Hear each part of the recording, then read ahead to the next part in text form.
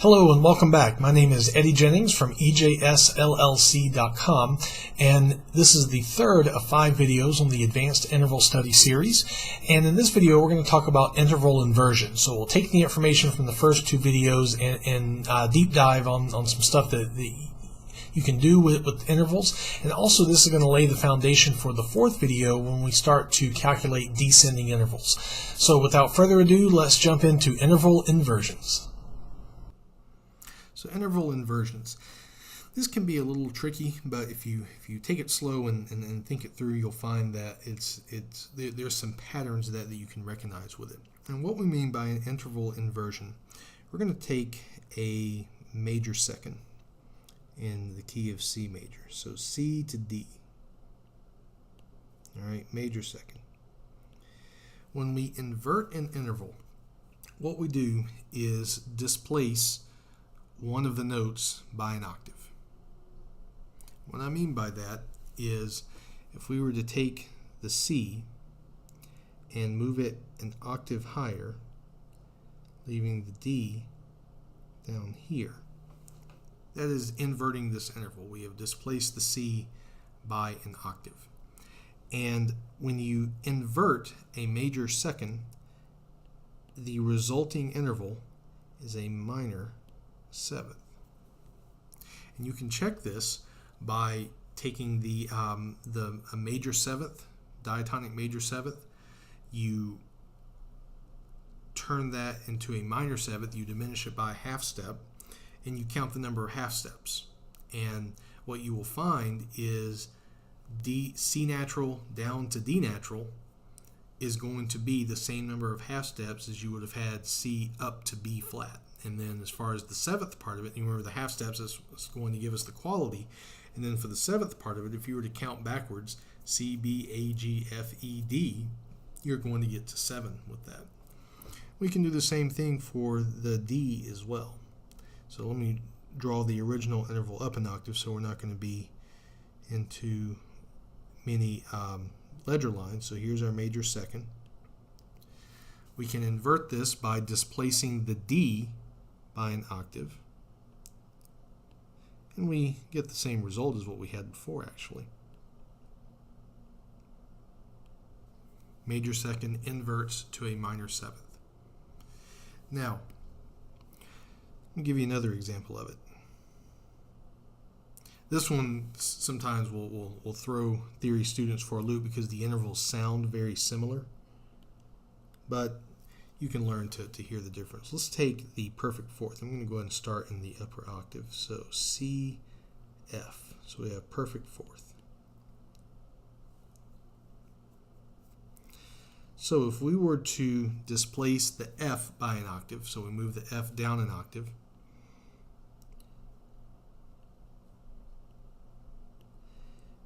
this inverts to a perfect fifth. And let's try the same thing with the C. So if we have C, F, so perfect fourth, and we displace the C by an octave,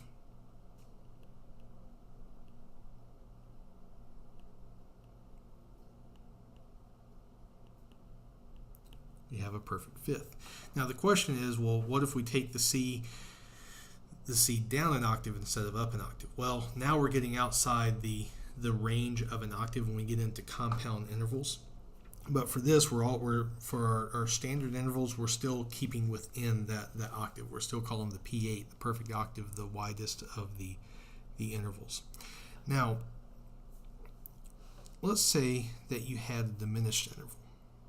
So let's go ahead and let's go up here. I'm going to do a double bar just to make it look a little different here. Let's do C, that's a perfect fifth, C to G, and let's change that G to a G flat. So we now have a diminished fifth. So, diminished fifth. If we were to invert this, we invert it by, for this we're going to displace the G flat by an octave. We move it down to here. What do you think the result is? Now, before I show you a couple ways of calculating it, I'm going to show you the pattern. You might have already seen the pattern itself. But notice, I'm going to change to red here, that if you were to add the interval distance between the inversions, you get 9. That is always going to be true. When you're inverting intervals, if you were to happen to add the interval distance together, you get 9. The other thing, notice I'm going to change to green for this. Major inverts to minor. Perfect is inverting to perfect. What do you think diminished might invert to? The answer is going to be augmented. So, to get our 9, this is going to be 4. 5 plus 4 equals 9, and it'll be an augmented fourth. So, let's put this to the test.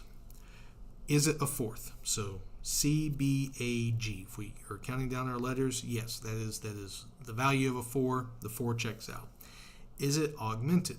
Well, let's go back to our perfect fourth. Good old perfect fourth. I'm going to put this here. C to F. All right, that was our perfect fourth. Let's count the half steps. The half steps, you'd have C to C sharp to D, D to D sharp to E, and then E to F. So that was perfect fourth half step. If we augment that, we now have C to F sharp, and we know that augmenting adds a half step. So this will become 6 half steps. So let's put this to the test with G flat to C. So we've already determined the 4 is it's a fourth. Is it augmented? So you would have G flat to G is a half step. G to G sharp would be a half step. G sharp to A would be a half step. A to A sharp would be a half step. A sharp to B would be a half step. And then B to C, if you remember, is a natural half step. Thus, it's 6 half steps. So that diminished fifth will invert to an augmented fourth. Learning about the inversions of intervals might make it a little bit easier when you're counting and you're figuring out descending intervals. But notice this pattern here. This still fits the same pattern. We have the fifth inverts to the fourth. 5 plus 4 is 9. Then the other part of the pattern, diminish, will invert to augmented. So, I've mentioned the Robert Ottman elementary harmony and advanced harmony books. That's what we used when I was an undergrad for music theory, and I like the books. I feel they trained me well. There, of course, there's other theory books out there, but one chart that he had, I was actually thumbing back through my theory book just to brush up on some of my own knowledge to make sure I'm not telling you wrong. And there's a chart of the of inversions, and that chart can be helpful, such as he had the quality of intervals. You have the original and then the inversion. Perfect inverts to perfect. Major inverts to minor. Minor consequently would invert to major, and I'm going to show you an example of that in just a moment. Diminish inverts to augmented, and then augmented inverts to diminish, and I'll show you an example of that as well. So let's erase what we have here. Let's put these other two to the test that I told you I would just show you an example of.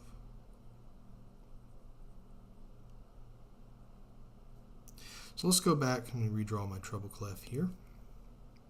So let's go back to our A minor scale, that scale of all naturals that's minor, and the diatonic interval A to C in that minor scale is a minor third. So if we were to take that and we displace the C by an octave, so we would now have A to C, that's going to turn into a major sixth. So this is kind of easy to see here. to test if this part here of minor inverting to major is true. Well, if you were to count down A, G, F, E, D, C, you're going to get to a sixth. And as far as the quality of it, if you think about it, let's say we shifted the C over here. So it's now C to A. That's still a major sixth. That's the same major sixth that you had diatonic in the C major scale. If you wanted to test it without moving that C to another position, because think harmonically this C and A are going to be sounding at the same time, you could count your half steps. And I guarantee you, if you take your original major sixth from C major, C up to A, count the half steps, it will be the same number of half steps counting down from A to C. Thus, minor is going to invert to major. And then let's do an example of augmented inverting to diminished. We'll go back to C major, we'll use C to F sharp. That's an augmented fourth. Because remember, C to F was the perfect fourth. And then if we add the half step to the upper note, that's going to widen the interval to be augmented. And if we displace that F sharp by an octave,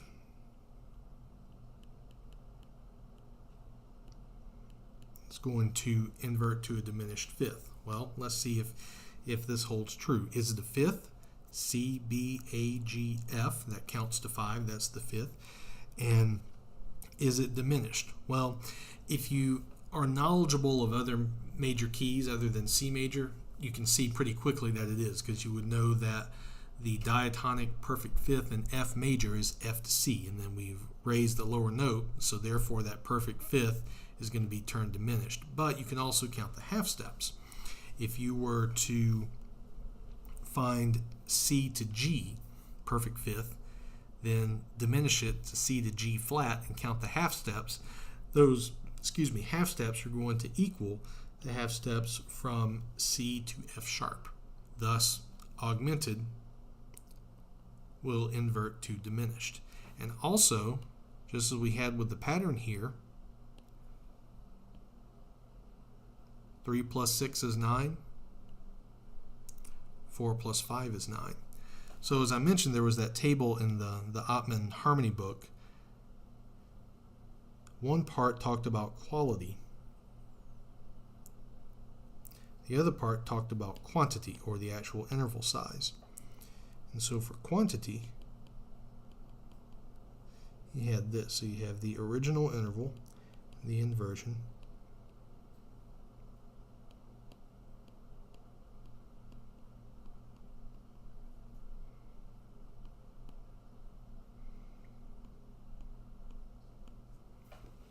and that's showing if you were to add any of these columns together, it's going to equal 9. I did want to demonstrate to you the perfect prime, or the unison, and if we were to invert that. So if I have two C's, right, and by inverting, we're taking one of the intervals and displacing it in octave. So this is perfect prime, or perfect unison. And we take that second C, that becomes a perfect octave. Thus, 1 plus 8 equals 9. And then they are perfect intervals, so on the quality side of it, perfect is going to invert to perfect. And now we'll go to the keyboard. Now I'll play you some examples of these so you can hear the intervals and their inversions. So a couple of examples of interval inversions. Let's take the major second. So here's our C, and we have a major second, C, D, right? And if we were to invert this, we're going to take one of the two notes and change its octave. So what we can do is we can take the D, we're going to move the D down an octave, says it's the upper note, so this inverts to what would be a minor seventh. So we have C, D, take the upper note, move it down an octave, and we have our minor seventh. So to compare the sound, let's take a C. All right, I'm actually going to move this C down an octave here. A major seventh on a C C to B. I'm going to turn this into a minor seventh. So listen to the sound of that interval. Let's compare that sound to the minor seventh we created by taking C and D and displacing the D. Here's the minor seventh on a C, minor seventh on a D. Yes, it's different notes, but the quality of that interval is the same. Thus, that is an inversion. Now, we could do the same, C, D, and we could keep the D in position and invert the C up an octave. So the lower note moves up an octave. And thus, we also have a minor seventh there. Another interval, if I were to take the major third, and then if I were to take the E and displace it down an octave, that inverts to the minor sixth interval. And just like any other interval, you can take a diatonic major six, turn it to a minor six, and you can either compare the sound or you can compare half steps to see how that would work. I want to show you an example of inverting a perfect interval, one that sometimes causes some theory students problems because the interval sounds so similar. So this is the perfect fifth. C, G, perfect fifth. Now I'm going to invert it, so I'm going to take the G and move it down an octave. It is now a perfect fourth. So compare that sound to the perfect fourth that we had before, the CF.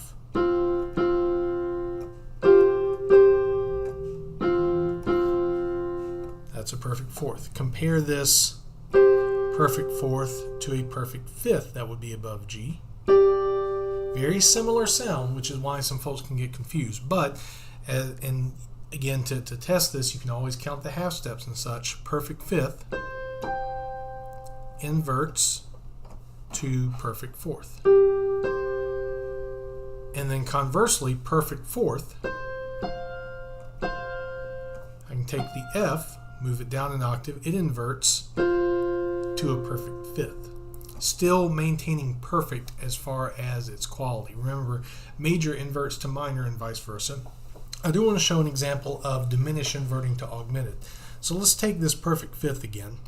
Alright, we're going to turn it into a diminished fifth. And so there's two ways of doing it. The way I'm going to do this is by taking the G and moving it down a half step to G flat. Alright. And then if we invert this, we take the G flat and we're going to move it down an octave to here. Now notice this interval sounds the same. And as far as diminished fifth inverting to what would be an augmented fourth, as we've learned, this is an augmented fourth as far as letters. 1, 2, 3, 4, and then I went through the example in the first part of the video counting the half steps.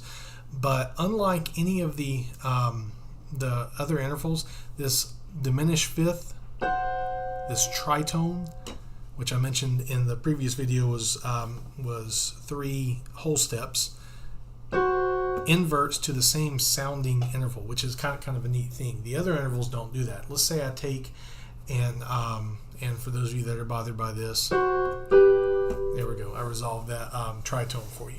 Or, there we are. Resolves to my favorite interval, the minor sixth. But not other intervals don't do this. If I were to take a, let's do an augmented sixth. So C to A, that's a major sixth. And so now I'm going to turn this into an augmented sixth. I'm going to raise the A to A sharp. Sounds kind of like a minor seventh, which it is. And if I were to invert this, move that A sharp down an octave, augmented sixth will become a diminished third, which in the previous video when we were working with our minor intervals, that diminished third really is a major second and a whole step. So the only interval that inverts that has almost the exact same sound is that diminished fifth augmented fourth. So that was some interesting content, was it not, as far as taking those intervals and displacing some of the notes by an octave to where you would create a complementary interval. The thing to remember with this, as I mentioned in the first video, is that it takes time practicing these, A, to be able to hear the intervals, which is one of the goals that you would have with your interval study, and B, to be able to calculate these intervals quickly and then be able to identify them when you're analyzing music. And that skill's not developed overnight. It takes some time to do it. So don't feel discouraged if some of the interval inversions might be a bit confusing. Take the time, go back over the material, and I'm sure soon it'll click for you. If you enjoyed the video, make sure that you click like with it, and also make sure that you share it with fellow music students if you think it would be beneficial for them with their interval study. Don't forget to subscribe to the channel so you can be aware of when new content is posted, and I'll see you at the next video where we go into calculating descending intervals. See you the next time.